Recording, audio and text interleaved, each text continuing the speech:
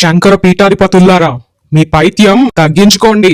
మీ కుయుక్తులు గర్వ ప్రదర్శన కారణంగా హిందూ మత మార్పిడులు ఈ మధ్య ఎక్కువ జరుగుతున్నాయని సమాజం గ్రహిస్తుందిరా కులచాదస్తులారా. మీ విపరీత పైత్యాలు ప్రజల మీద రుద్దే రోజులు కావివి.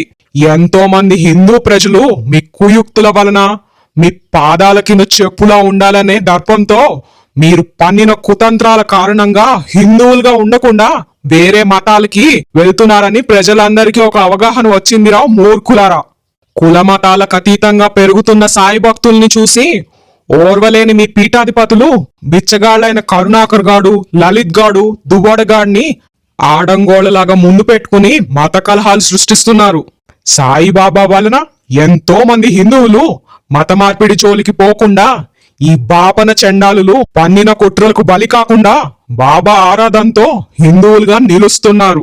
సాయిబాబా చేస్తున్నది అసలైన సనాతన ధర్మ రక్షణ.